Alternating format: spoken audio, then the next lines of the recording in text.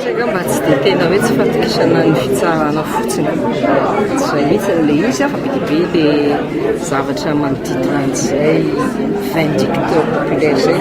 moa le nazavaiko hoe za manokana tsy manaiky an'izany justice populaire zany fa voresika hoe fitsaram-bahoaka le izy zany dia vahoaka ny tsara anarchi zany zay mampatoko hoe vindicte zany hoe zava-tsara izy famonoana tsotro mihitsy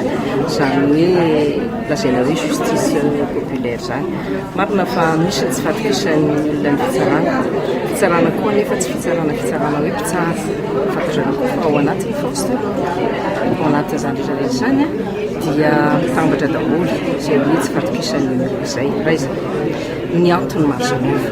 fa ny zavatra nitsainy fotokoa nefa toy zay hoe zavatra miseho koa ne dia tena lasa resaka politika be zavatra miseho rehetrarehetra ka na inona amin'izao dia mitiny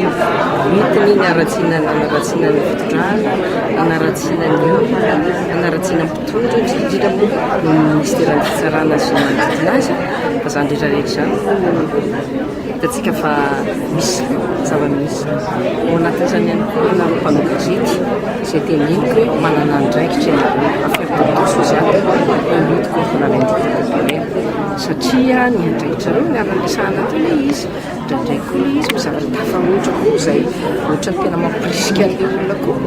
zay hoe incitation à la haine mampirisika an'olona koa ohatra vao mainka mamivahana hoe mety zao zavatra tena an'izao nefa zany tsika raha miara-miasa ao anatin'izany ianareo hoe mba mitenika hoe tena tsara-dalàna reny fa tena von'olona tsotro reny dia mety andely izy fa izy manko affaire de tous zay teneniko zay satria rôle anareo koa éducation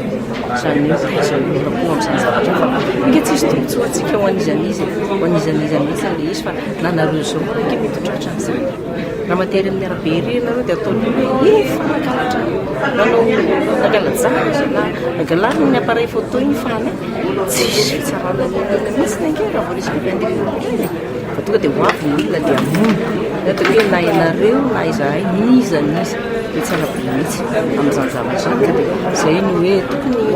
hifanampy isika hifanona dia samy andreny ndraiky izy tsika tsirairay avy raha tiatsika lamina ny fiainantsika manina sasa dia tena